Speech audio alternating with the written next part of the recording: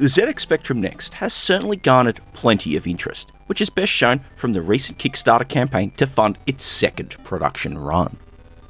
One of the more prolific teams creating new games for the machine no doubt has to be the folks over at Rusty Pixels, with a great mix of free and commercial titles. But of the many titles they've put out since launch, the one which has slipped through the cracks more than anything has to be none other than Tyvarian.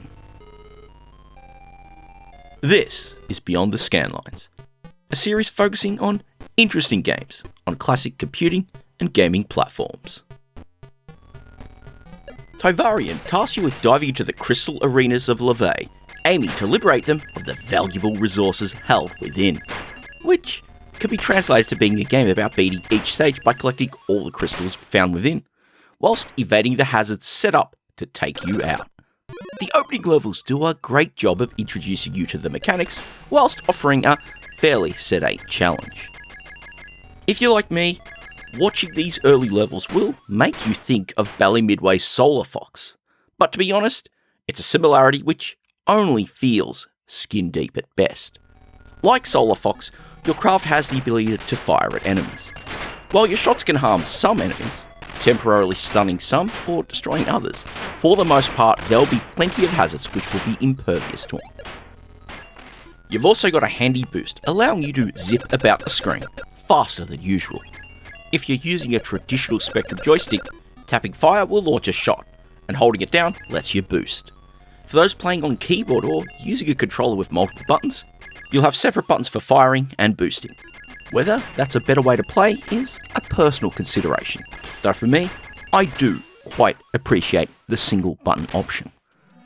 Where things truly differ, however, is in how the levels are structured. Being born in arcades, Solar Fox is a linear experience. You'll clear each stage in turn, and each offers minor increments in challenge. You are also pressured to try to complete each stage before the skip a rack timer expires.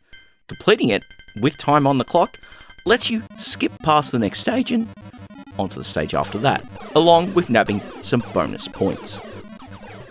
As for Tyvarian, levels are grouped into arenas consisting of 8 levels.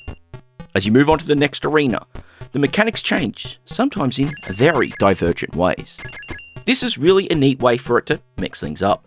Imagine taking on a set of levels where your ship is now dropping a trail, so you can't turn around, or you'll lose a life as a result. There are also other interesting cases, like one in which you'll encounter enemies that'll happily eat the crystals you're meant to collect. If they get the last one, you'll lose a life and need to restart. These twists in the mechanics may sound relatively simple, but the variety of what has been changed truly shakes things up, adding quite a bit of depth to a fairly simple set of core mechanics. Something else which separates Tyvarian from many an arcade-style game is the ability to restart from any arena you've previously reached. It's incredibly handy to get right to practicing some of those levels which you've gotten stuck on, especially those ones where it's more about precise puzzling movements over rapid action and evasion. This aspect I quite appreciate, as for the most part, the majority of levels here can be cleared out in a flash. But for those more puzzle-focused ones, things can and will be shaken up by the need to plan how you approach things. Especially as these levels more than anything require some tight timing to get through unscathed.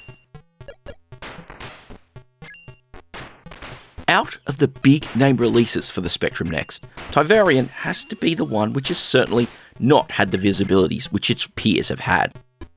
It's kind of easy to see why, sadly, especially when placed next to its label mates in Baggers in Space and Warhawk.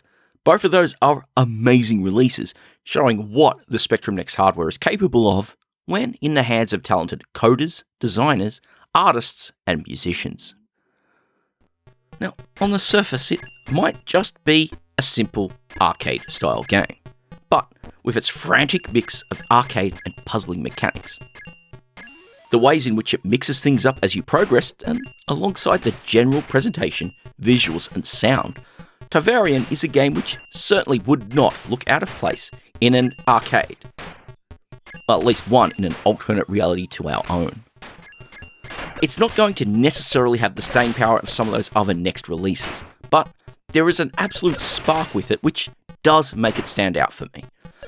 It is currently out of print at the moment, but the Rusty Pixels crew are currently preparing for another physical run of releases, alongside making it available digitally on their web store, link in the description. So, if it sounds up your alley, it's worth keeping an eye out for that and snapping up a copy.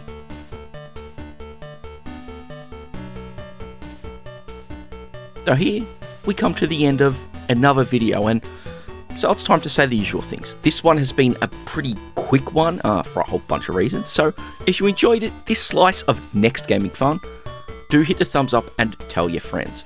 Word of mouth may not sound like much, but trust me, it can have a big impact on smaller channels in oh so many ways, especially when those channels produce things which don't really fit the algorithm. If you haven't done so already, please do consider subscribing to the channel, especially if the ideas of videos covering interesting games on the Next, alongside other classic microcomputers and console systems, does sound attractive to you. As always, a shout out goes out to my rad supporters supporting the channel over on Patreon. Their support really helps make a lot of what I do possible, especially right now. But finally, and most importantly in fact, thank you all ever so much for taking another voyage beyond the Scanlines.